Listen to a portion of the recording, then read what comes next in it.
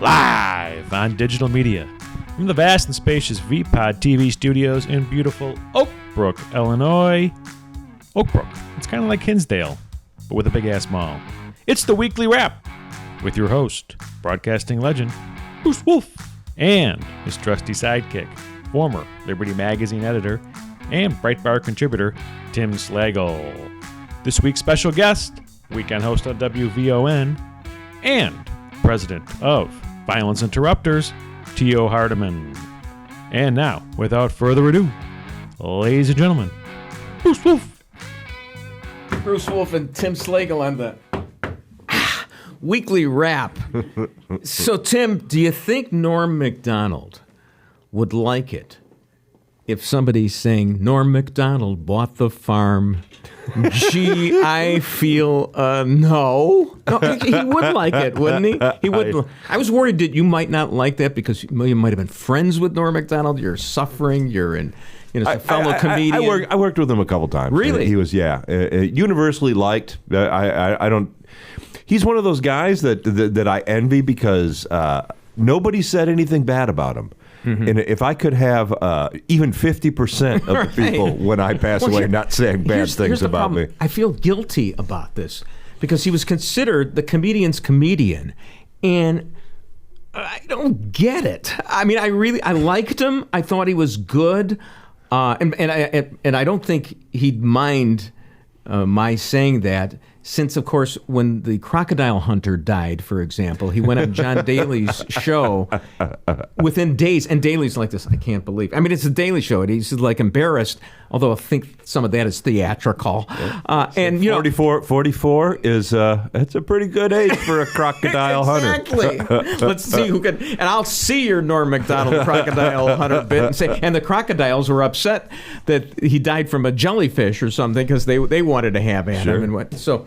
But you know my philosophy. I've said it before. I mean, the Newtonian philosophy of comedy was tragedy plus time equals comedy, but the Einsteinian is tragedy plus zero equals comedy. And so, all right, so he died, and it's sad, and it was a shock to everybody as well. But there's stuff that I like. When he says.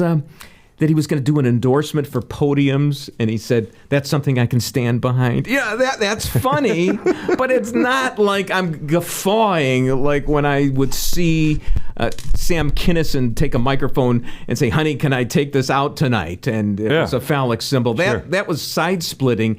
Norm MacDonald, you have to think a little bit. With some of his stuff. Usually his jokes though were pretty simple. It was just his styling. It was his phrasing. Yeah. It was his uncomfortableness with the fact that he was even telling that joke. Actually where the funny would come from. Let's give an illustration of same. And there's Charles Woodson. How about that? And what a season he had.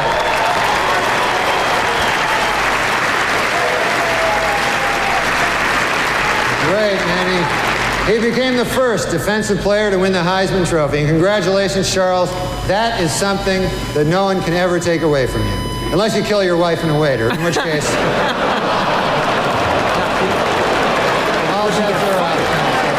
He got fired from the SNL Weekend Update slot because Don Ohlmeyer, who was the executive producer of Saturday Night Live, was a friend of OJ's and apparently... must have felt enough. It was enough with the OJ jokes. I don't know how you can defend the position to not tell OJ jokes, but maybe Norm managed to actually go too far with the OJ jokes. But that reminds me a little bit. I remember when I thought Letterman started to go downhill a little bit. He did not tell any OJ jokes. Leno was telling it. Remember, Letterman was the cool guy, and Leno was the sellout. That was and then all of a sudden. OJ murders his wife and Ron Goldman, and Leno was on that all the time, and Letterman wouldn't touch it at all. I mean, it was I was ready to invoke the 25th Amendment for David Letterman to be unseated and General Milley to take over, but which is another story we will not get to today. But it's I never understood that. I did not know that Letterman didn't do OJ jokes. He wouldn't do it. I mean, there were two topics that he wouldn't touch. Was there a petition or something? It was OJ and Marv Albert's cross-dressing. And I don't know. Marv Albert was a friend of his. Sure. Yeah, Marv but I didn't Albert was understand on that. the show. I think eventually he came around. By the time OJ was found guilty, he was doing it. But, you got to be timely with this. That was, guilty of armed robbery. So anyway, you don't have a problem with my old MacDonald thing with Norm MacDonald. I'm just scratching off. Do I have a problem whether it's offensive, or do I have a problem with it's not funny? It wasn't quite. Look, spur of the moment. It's fine. Sure. It's not Crocodile Dundee depth. No, I get that. Fruity fish. I actually thought that I had. Right. I actually thought I had met him and interviewed him, and then I realized, because I was on Channel 5, I was on the morning show, that wasn't him, it was Kevin Nealon. So all these SNL guys are fungible. Well, Kevin Nealon was real nice. We had him sit in a chair, and I spun him around in his chair like he was doing the Weekend Update thing. Remember, he was around the globe, sure. And he'd spin around like the globe, which was a funny bit too. And he was great in Weeds. But for all I know, I interviewed him or Dennis Miller or Tina Fey, and I didn't realize, I confused them all. You just assumed you had done Norm MacDonald. Yeah, I thought I had interviewed Norm MacDonald, but I never got to talk to him. And then the moth joke, of course, is the classic. It's a Shaggy Dog story, which he tells on Conan. And I'm not going to tell the whole joke here, and I wonder if I can tweetify it. And will 140 characters? Will it lose its resonance? But it's basically that a moth goes in to see a podiatrist and starts complaining about all these problems he's having with his family. And it goes into all these permutations with all these crazy, like, Russian-sounding names. And it's a moth talking about his family. And it goes on and on. And Conan, of course, is playing his role to get crazy about it. Like, when are we going to hit the punchline on this thing? And finally, it takes like 4 minutes to tell the joke. And sure, finally, because the moth wants the podiatrist to know that, that it's only by the grace of God keeping it, and a lack of courage keeping him away from that loaded handgun sitting on there the we bed. go. It's very Kafkaesque. Yeah. It's like Gregor Samsa turning into a moth. And so the podiatrist says, why are you? It sounds like you have psychological problems. Why did you come in here? Why did you see a podiatrist? Why didn't you go see a psychiatrist? And what did the moth then say? The light was on. Which is actually funny. I didn't go crazy funny over, but it actually works at very deep levels. It shows that you have to be true to your nature. There's nothing that psychiatry is going to do for you. Maybe I'm reading a little too much into it. After all, the light was just a moth joke. I just thought it was funny. A moth worried about his children, right. Giving them long, elaborate. I like that he tried to do that joke. I mean, the effort was Simone Biles-like with the mental gymnastics that were required in it. Anyway, God rest his soul, Norm MacDonald.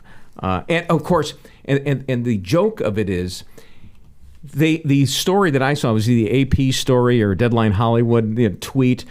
After a private battle with cancer, Norm MacDonald has died, and he did a whole routine I swear he did a whole routine about how he couldn't stand that people wage a battle against cancer, that you don't wage a war against cancer, and it's a terrible thing to say. He says when you die of cancer, that's the day the cancer dies as well. So right, so it's a tie. Yeah, so I can't believe his shtick. Did you steal some of his? No, never did. I mean, is that like an impediment to you that you know the lines of all these comedians? Like, are they stuck in your head? Don't you have to purge them in order to do your own material? Nah, I was just following links this morning. That's all. Oh, just this morning? You're pretty good, because I was going to the same links you were. Well, okay, because for a second I was going to ask you to do a Red Buttons routine. Bruce Wolf never had a dinner. I mean, is there any? So that's the only reason you know it. You don't have photographic memory, unless Robstein-like recall of where you were. I also know that he told David Letterman that he loved him. Yeah, and he did on last show of Letterman. He did a Letterman joke that he still remembered from when he was 13 years old. Wow, that's wonderful. And he was on Conan's last show as well. So how many? That's a trivia question. Who's been on the last show of more comics? He was not on Jack Parr's last show. So I kid you not. All right, do we have time for the Nicki Minaj or no? We don't. We do. If we run into it real quickly, right? Why don't you do AOC? AOC. All right, we're going to skip ahead to AOC, and which stands for what exactly? Again, Alexandria Ocasio-Cortez. Okay, so she shows up at the Met Gala the other night, and you're supposed to dress flamboyantly for this. It's $30,000 a pop, and it goes to, and as I think Megan McArdle tweeted, her dress is a white dress, and it says in red, "Tax the Rich" on it. And Megan McArdle, I think, tweeted that she was actually saying to tax the rich who were getting a tax shelter out of this donation, $30,000 donation they were giving to the Met. But anyway, do we have the one of her, the guy who compared her? Do we have that one? Yes. Okay, so they showed who looks better or what looks better, her in that dress, or there was a one with Chick-fil-A on it. So yeah, which was actually pretty funny there. I hate when I'm just really a conduit to here's the best of Twitter right now. But I was wondering if he wanted to fillet that chick. Okay, all right. But cha-ching. I think that chicken bag is actually taller than she is. She actually could have worn the chicken bag. And of course, the hypocrisy abounds with. It's a $12,000 dress too. No, but she helped an immigrant designer who happens to be married to or the girlfriend of a guy who's worth $100 million. So she's helped, and she's from Canada, so it really helps. But that's the progressives just love to. It's Animal Farm, and there's a picture of her with two other women there, and I those two pigs are more equal than the others. Hey man, set me up there. 6 legs good, 2 legs bad, or whatever. That's okay. We will be back with Tio Hardiman. Un momento.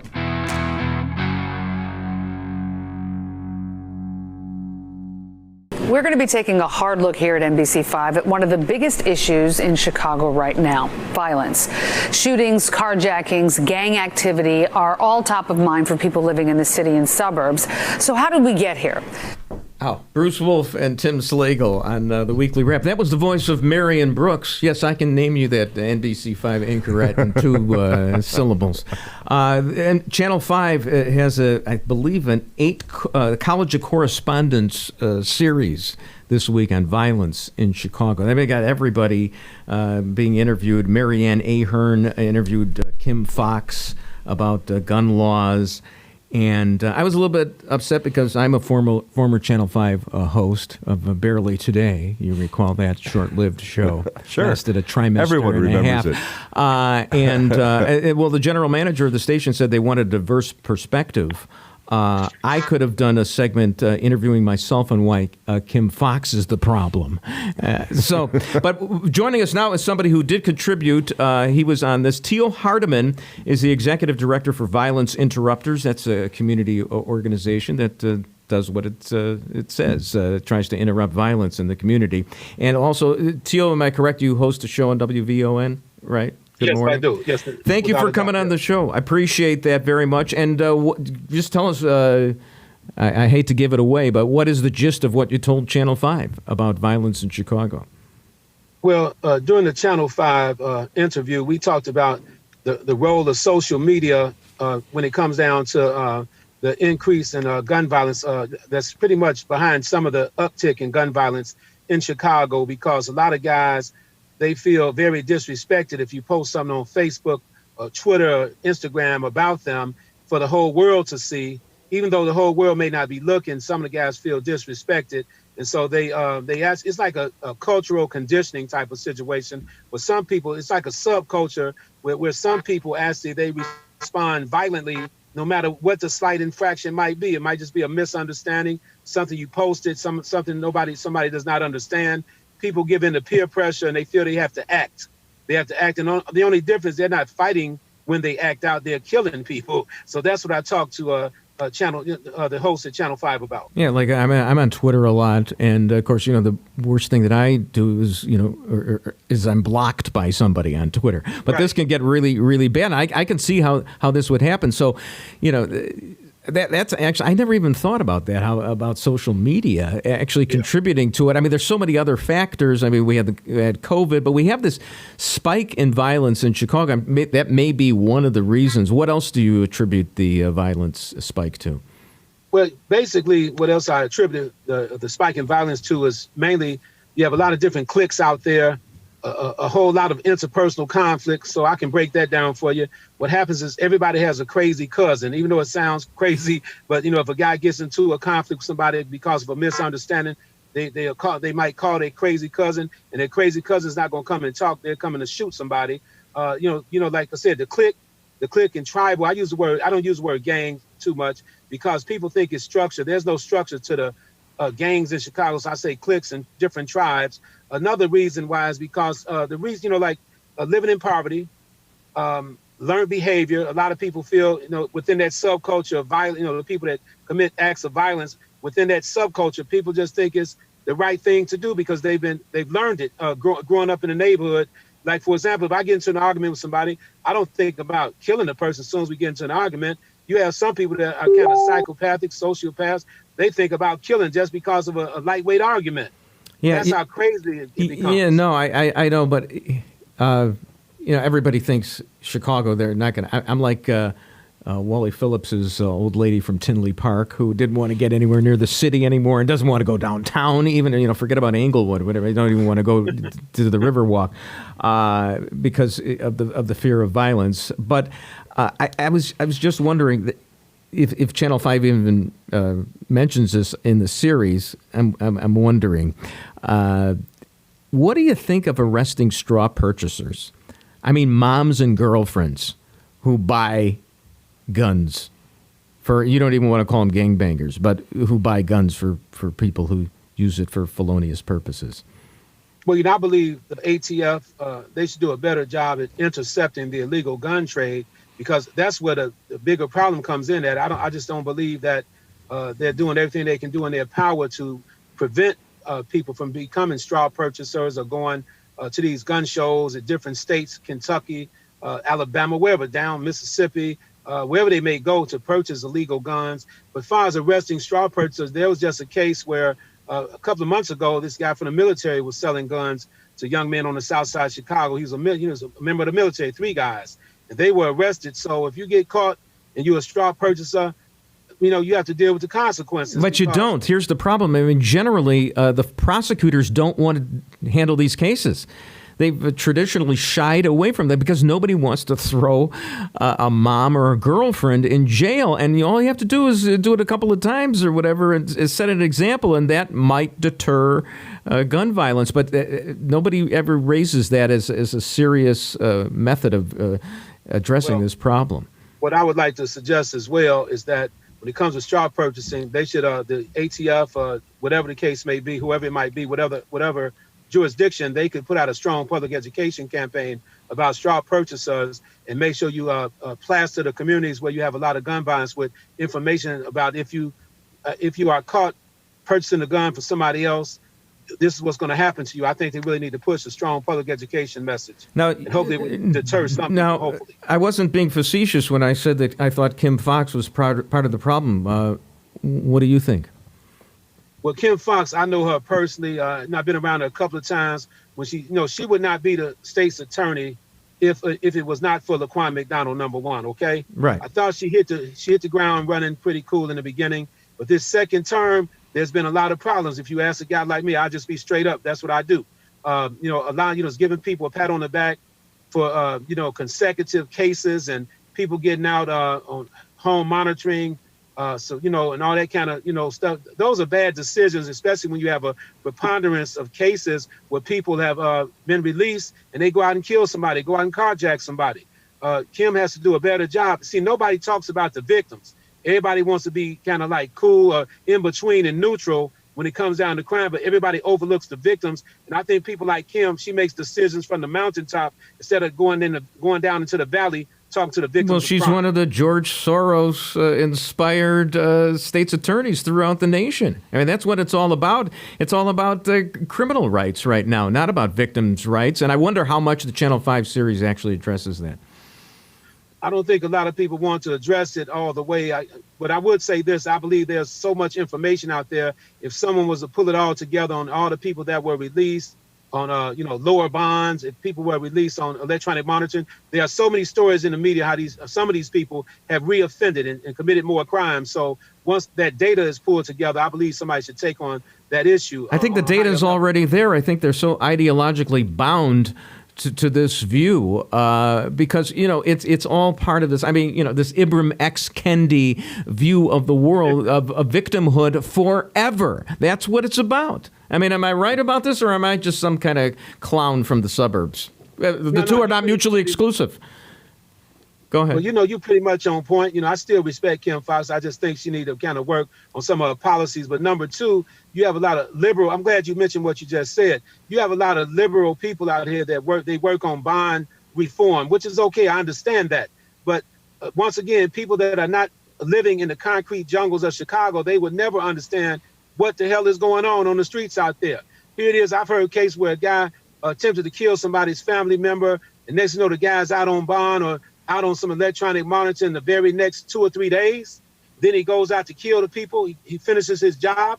Come on, man. It doesn't make no sense. That's the way when I talk about the fact that they're not going down to talk. They're not going in the community to talk to the real people that are hurting out here. Carjackings are on the rise in Chicago. Okay. Yes, but you have to understand, white liberals, all they really care about, and probably the white liberals who populate NBC5 Chicago, although I'd have to actually see the series before I judge it, all they really care about is whatever crimes white police officers are doing against black unarmed men. That's all they care about. They certainly don't care about black-on-black crime. Well, definitely, I definitely concur with you. And let me say this to you. Why did I have you on the show if you're going to agree with me for everything? No, I'm not agreeing with you.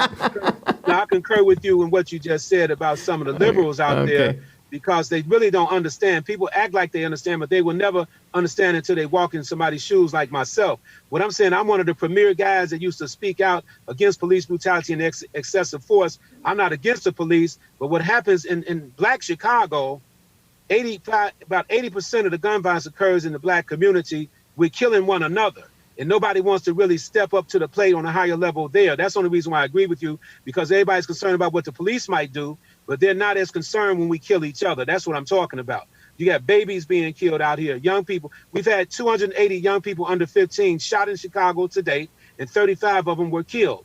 And it doesn't make any sense. Over 560 homicides so far this year, 2,600 people shot. Here we go again. Every year, everybody's talking about a new strategy, what they're going to do.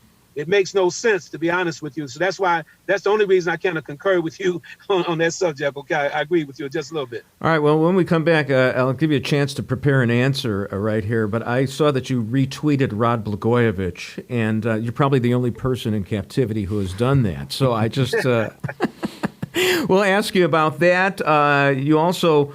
I saw you with a picture of your arm around Jeannie Ives, who is the Antichrist. So I don't understand that either.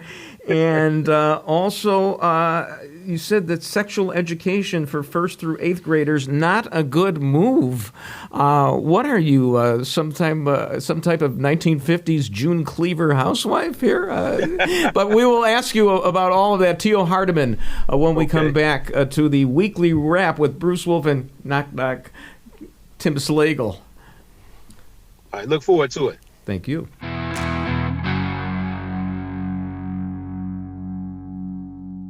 What is the police role in all of this? We're at a time now where a lot of cities, including Chicago, where the impetus is to defund police or underfund police. A lot of police, understandably, are very much afraid of getting involved in any kind of conflict unless somebody starts rolling on their cell phone and shooting it, editing it in such ways to make the police look bad. It's a no-win situation for them as well. What is their role? Well, first and foremost, I'm not anti-police. I want to make that clear. We're anti-excessive force and police brutality. The role of the police is to be honest. There's a big elephant in the room when it comes to policing. Police leadership have failed police officers, in my opinion, throughout the nation. Bruce Wolf and Tim Slagle. On the weekly wrap, and you just heard Tio Hardiman, Executive Director for Violence Interrupters, on the Washington Examiner show. Is that right? So, Tio, thank you for joining us again for another segment right here. And I've been informed that more kids in Chicago were killed, is this right, by gun violence than died of COVID? Right. Well, I don't even know what the time period is, but, in a whole year? Yeah, in a whole year. Within a year's time. Yeah, exactly. yeah. So, it's actually not that startling. I don't know why we're wearing masks in schools, but go ahead. Well, no, it's that's a reality in Chicago. We spend a lot of resources, with the COVID-19, trying to stop the COVID-19, virus from being transferred to other people. A whole lot of money is being spent. That's why I was on the news talking about bulletproof backpacks and bulletproof vests for young kids in Chicago. People thought I was crazy, but during drastic times, you need to bring forth drastic measures. Nobody else appears to be able to protect these kids out here. And so, I don't mind speaking up, just going on the cliff a little bit, speaking. When most people are scared to speak up, that's where Tio Hardiman comes in. Yeah, but that's like a dystopian. Maybe we're living in it right now. Bulletproof backpacks? Oh, my goodness. Yes. I'll tell you something. It's been proven that bulletproof vests do save the lives of officers nationwide. So should kids be in Kevlar? In addition to the masks, they should have Kevlar and maybe be in hyperbaric chambers. Yeah, we should have a vest mandate. We have no other choice. I'm telling you, we have no other choice. Kids are being shot. We know a 4-year-old was just killed in Chicago about 2 weeks ago. 7-year-old girl was killed about 3 or 4 weeks ago. If she had on a bulletproof vest, the bullet would have been deflected. I'm telling you. But I mean, if you've already lost the battle, if you have to do that, right? I mean, you may as well not even be in school. They're losing the battle, bro. They're losing the battle. Oh, I know. It's horrible. It's really bad. And now, of course, you've got a black population decline vis-a-vis the Latinos. So, I mean, we're going to be having turf wars, so to speak. I mean, not real physical ones necessarily, but certainly political ones over that. No doubt at all. Well, I mean, are your interests mutually exclusive with the Latinos? No, I see it as becoming it might present a problem in the near future based on the fact, and I know if you study, migration patterns, people coming to different communities through the years, like even back in Chicago in 1919 race riot, you had, the things kicked off in 1919 and you had all the different, cultures, ethnic groups moving to Chicago. It led to some problems in the beginning. Then things, became a little bit better. Things got a little bit better. But it might present a problem because, like I said, it's going to be turf wars, and people are going to want to look out for their people. They want to come first. Hopefully that will not happen. Hopefully we can establish a black and brown coalition. But that's a work in progress. Hopefully we won't experience nothing too. Of course, you're not too happy with the African American mayor of the city of Chicago, are you? Oh no, I don't have no regard for Mayor Lloyd Lightfoot. I'm not going to play with people. It has nothing to do with her being African American. Her policies have been failed policies throughout. I mean, it's a long list of failures with Mayor Lloyd Lightfoot, and it's nothing personal. I'm looking at the homicides up again this year. Homicides were up last year, and she refuses to make a decision. She has a superintendent that continues to come up with different strategies that we've used already in the past. If you look up all the different strategies, the city of Chicago, we've implemented the same strategies over and over again with no results. And it's time to stop playing games with the people. That's why I say provide the young people with bulletproof backpacks, because you're spending all this money on police overtime and you're not getting the desired results. Well, the police got a raise too, in an 8-year contract, so that's going to help, right? Well, no, not at all, because the police, the thing is, they work a lot of overtime. 20%. Wow. Yeah. Yeah, they got a big raise, but they work a lot of overtime, but we're still not reducing the gun violence. The gun violence problem is more cultural and tribal in Chicago. And I'm not against the police, but the police have no clue on how to stop killings on the front end, because it has to be done. The solution is within the tribes and the culture. That's another educational session for you guys. Let me shift gears here. I was intrigued by this tweet in which you said sexual education for 1st through 8th graders not a good move. No, it's not a good move at all. You got I wasn't even thinking about sex from the 1st grade to the 8th grade. And that's just for me, but I just don't think it's a good move based on the fact that you got kids out here already struggling. A lot of kids are coming from dysfunctional families in some family settings. You have kids that are not sure about what they want to do. Their mind shouldn't even be focused on no sex from 1st to 8th grade. I don't care Who doesn't like that? I'm just being straight up. Now they've also, the governor, Governor Pritzker in the General Assembly of Illinois, they included sexual education from the LGBT community. We're not against the LGBT community at all, but I just don't believe that you should have that type of sexual education for first 8th graders. High school students from your freshman year to your senior year, I can understand it.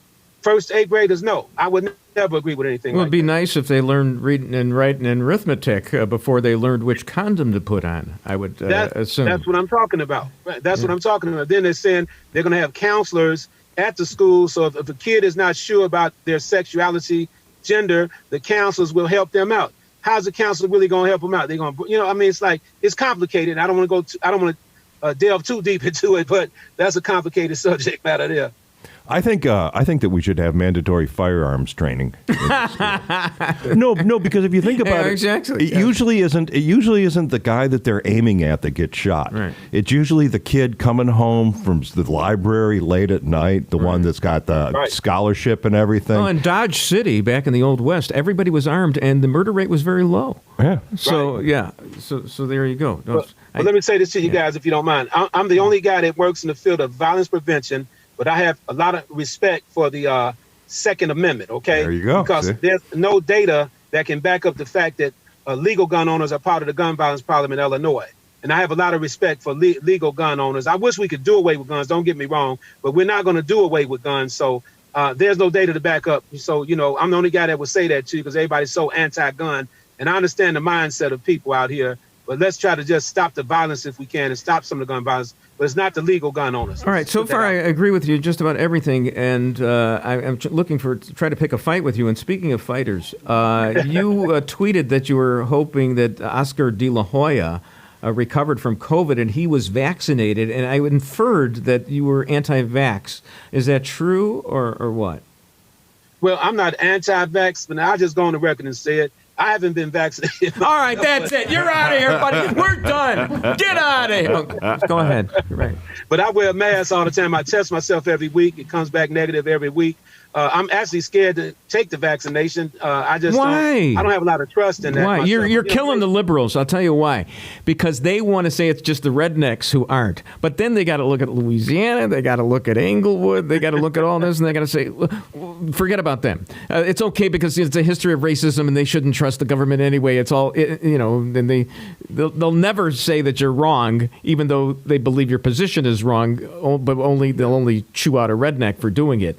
So come on, you're telling me I got vaccinated. Of course, I'm ancient, but so I had to. But am I stupid for getting vaccinated?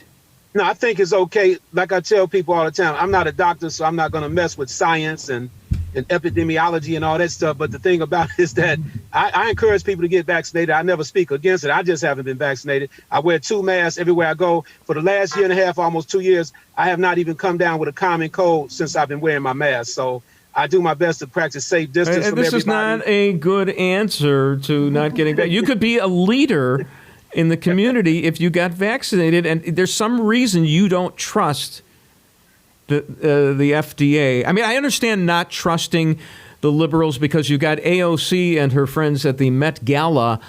They're not wearing masks, but the staff had to wear masks. So they're hypocrites. So who trusts the government when, Gavin Newsom almost got recalled because he had a party at the French Laundry during the height of the pandemic, and everybody else is shrouded in double masks like you are. So I understand the distrust, but trust me when I tell you that the vaccine actually works, and this is a pandemic of the unvaccinated right now.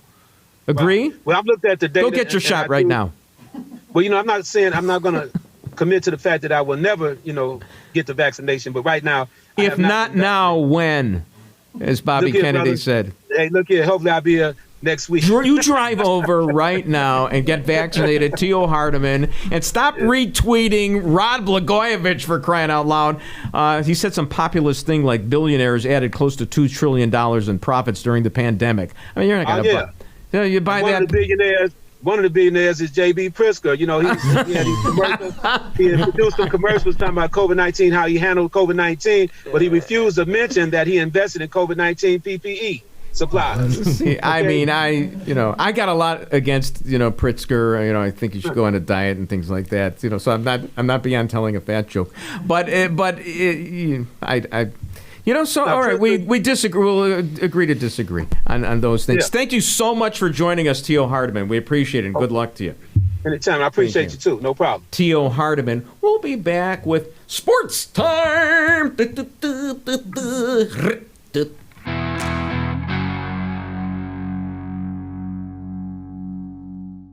Bruce Wolf and Tim Slagle on the weekly wrap, and there's a story that's just basically breaking right now that General Milley, the chairman of the Joint Chiefs of Staff, Bob Woodward, did a book with Robert Costa, is it? I think so. And it's about Milley apparently making a deal with the Chinese. You talk about a coup. Everybody's always worried about Trump was going to take over the country. Actually, this country was going to be taken over from Trump. That Milley was backdooring the Trump administration and trying to reassure the Chinese that we wouldn't attack them in some island. It's okay, Ping. He has to go through us. Exactly. He's the we're on your side. Okay. Yeah, this is like the worst conspiracy. You guys won this election fair and square. Right. Exactly. So we're with not the bamboo and the Arizona ballots. Sure, a little early, but it's okay. It's okay. They didn't even need to win the election as long as they had Milley on their side. And the thing is that what the big story will be is. And I think Milley will be hauled before Congress. Maybe you don't.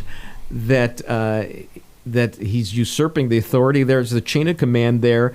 There was another element of this story where he said that that even though Trump has the nuclear codes, that they got to go through Milley and a couple of other people. Well, no, you really don't have to go through the general, the unelected general. We have a commander-in-chief, according to the Constitution. I don't know how it works, though. I mean, it's not, we have this image that it's just, you open a briefcase and there's this big red button there, and that's all you have to do. You just go, bam. I imagine red buttons sitting in there saying, I never had a nuclear bomb. Yeah, but it's basically what he has to do is he has to pick up the phone that's in there and then read the code and then... And it goes. You remember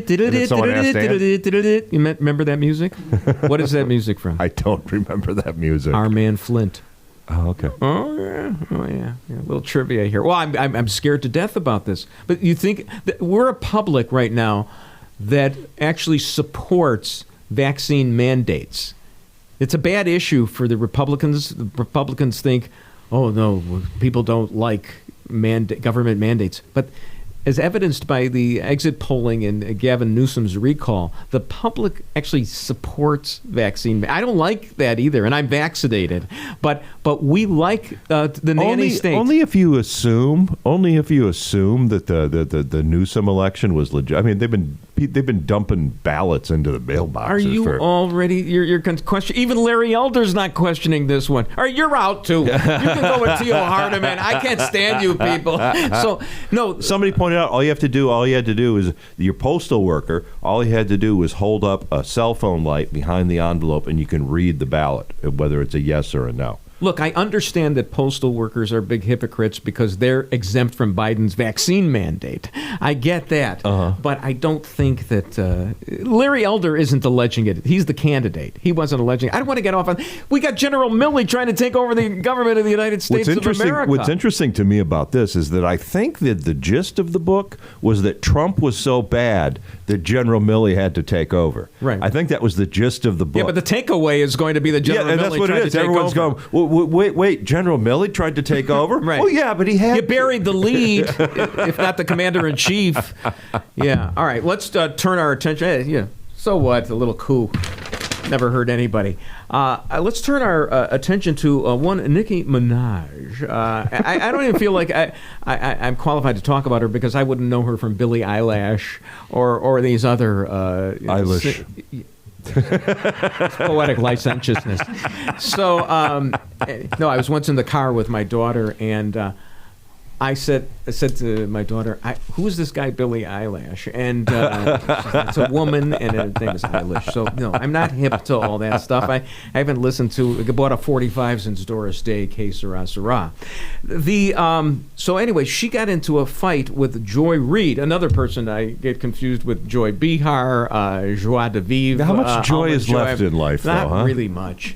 And anyway, Joy Reid is an MSNBC potentate. And apparently Nicki Minaj has a cousin in Trinidad whose testicles swelled. And that's the only reason I want to do the story, because I wanted to say testicles swelled. After he had the vaccine, and that's a little what I like to call the logical fallacy, and accent on the phallic, post hoc ergo propter hoc. I mean, just because something happened, you had the vaccine, and then your testicles swelled, didn't mean it was caused because of the vaccine. But how much did they swell? Oh well. That's what I mean. Yeah, did they just, did it just give a nicer appearance when he's wearing jeans, or did he have to like set him in a wheelbarrow? And anyway, it was Dr. Fauci was commenting on the cousin and Nicki Minaj, which led this wag to say that Fauci, the cousin, and Nicki was a menage a trois. But anyway, let's move on to the actual. Joy, do we have Joy Behar Reid Reid here, or do we go to the soundbite? Yes, a soundbite from Joy Reid. Yes, right. Yes, criticizing Nicki Minaj for leading Black Americans astray. Enormous balls, or cousin enormous balls. Yes. Joy Reid embracing her suburban Denver upbringing and Harvard education with an accent becomes Hillary Clinton-esque when talking to black churches. Okay. Here we go. And people like Nicki Minaj, I have to say this. You have a platform, sister, that is 22 million followers. Okay, I have 2 million followers. You have 22 million followers on Twitter. For you to use your platform to encourage our community to not protect themselves and save their lives, my God, sister, you could do better than that. You got that platform. It's a blessing. It's a blessing that you got that people listen to you. And they listen to you more than they listen to me. For you to use your platform to put people in the position of dying from a disease they don't have to die from. Oh my God. As a fan, as a hip hop fan, as somebody who was your fan, I'm so sad that you did that. All right. So sad that you did that, sister. I vote for cloture. Name 3 Nicki Minaj songs, Joy. My cousin has big balls. I remember that one. So anyway, this prompted Nicki Minaj to respond on Twitter, and I am going to give us 10 seconds to leave the room. Tim and I are going to leave so that Chris can read it and take all the flack, because I'm not even going to listen to this. Well, I'm not going to say the word now after we've had this discussion, but I'm going to. Well, no, you kind of have to, because there's 2 words that start with that letter. Exactly, and they're 2 4-letter words. And it was your idea to do this story. Well, we have Chris. to remember. Well, that's what it's called, producing, Tim. But we have to remember Joy's history. Remember, she had a blog back before she was on TV, where she was very anti-gay. And then she said that it was, remember, it was hacked and the FBI was looking into it, that somebody wrote those years later. Right. So she starts out, Nicki Minaj. And now she's got the fake black accent when she's trying to lecture Nicki Minaj. Much like Hillary Clinton when she speaks in a black church, yes. Right. Y'all gonna, and Joe Biden, y'all going to put you back in chains. Right. So Nicki, to her credit, and maybe someone found it for her, I'm leaving the room. Finds a year-old tweet from Joy Ann Reid, and she posts it with this. Joy Reid, a lying homophobic COON. Okay. See, you know you can say it. Right. I guess I can join in the reindeer games too, right? People can go on TV and lie on me. I can report on them too, right? Laugh emoji. Doesn't have to be truths. It can be half-truths. Uncle Tamania, she has created a name for it, asked who on earth would trust the U.S. FDA guys? And Joy Reid's tweet says, for our listening audience podcast, this is Joy Ann Reid from a year ago. I mean, will anyone at all ever fully trust the CDC again? And who on God's green earth would trust a vaccine approved by the FDA? How do we get a vaccine distributed after this broken Trumpist nonsense has infected everything, even if Biden wins? Well, first of all... And she tags it with even if Biden wins. First of all, I trust the vaccine as long as General Milley tells us to get vaccinated. All right, let's make a quick pivot here to sports. Are you familiar with the character Chet Chitchat by any chance? Who? Exactly. All right, so I was told to reprise this by Chris, the producer, and I listened to him because he utters epithets from I spelled tweets. it out. Yeah. Are you ready? Here we go. Here it is. The return of Chet Chitchat, everybody. Hey, Chet Chitchat here with the lot on sports.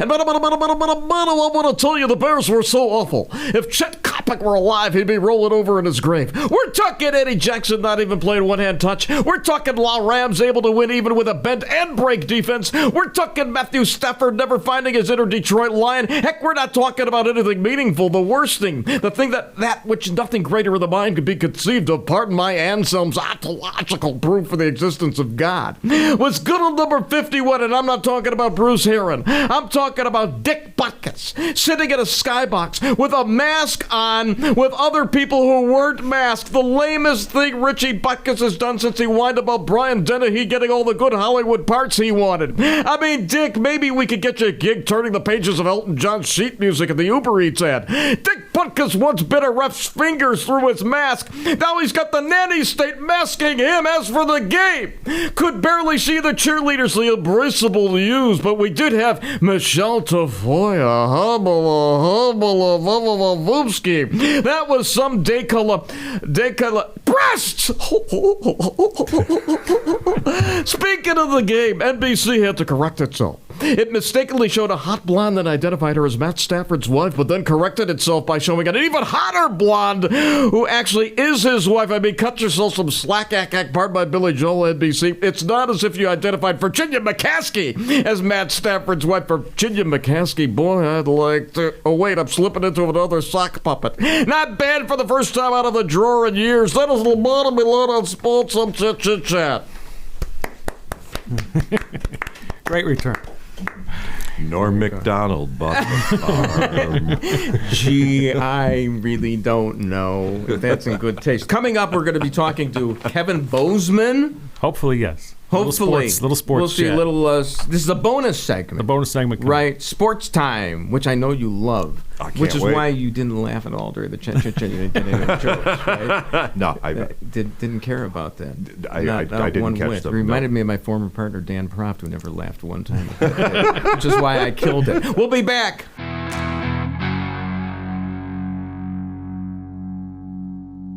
All right, Bruce Wolf and Tim Slagle on the bonus segment of the weekly wrap, and I was watching listening to the radio, the score the other day. Tim, and I know you're a big sports fan. Oh, you know that. Yeah, not.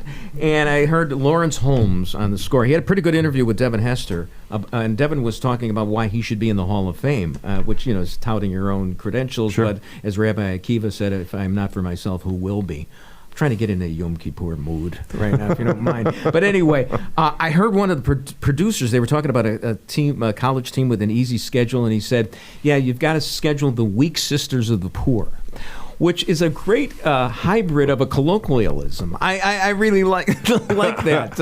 Very good. Anyway, speaking of sports, since it's not your strong suit right there, we got a friend of yours, a friend of Stand Up, Sit Down in your podcast. He's got his own podcast called The Ball Hog. Kevin Bozeman joins us right now. Kevin, thanks for coming on. Appreciate it.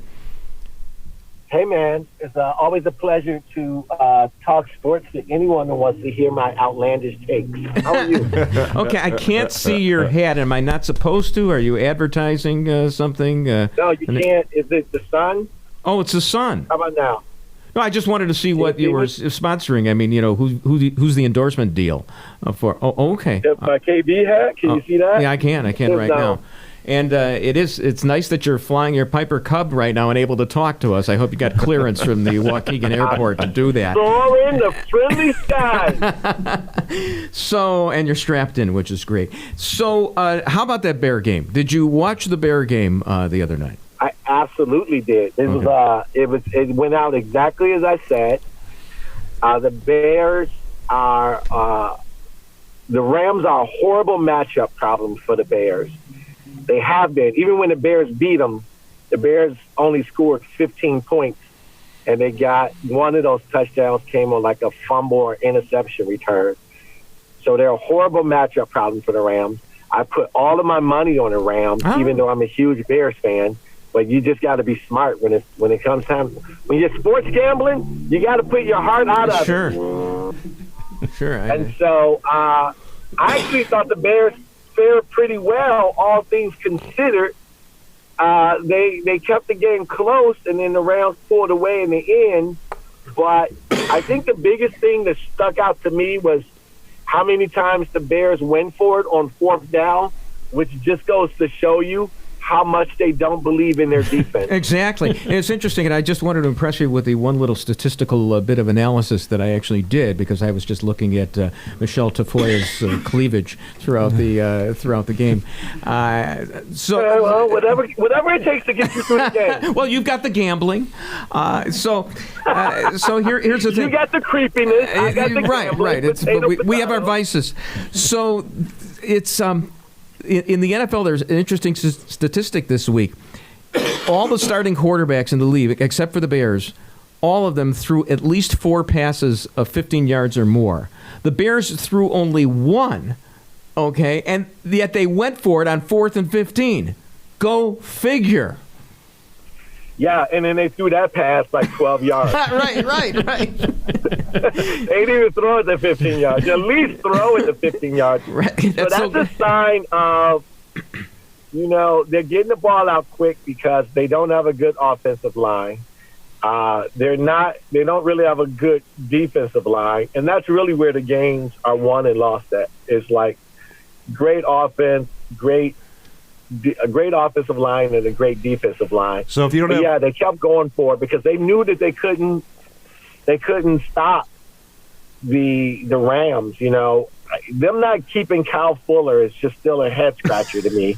And why they would keep Jimmy Graham and not Kyle Fuller just shows you that right now that the current Bears regime is borderline inept.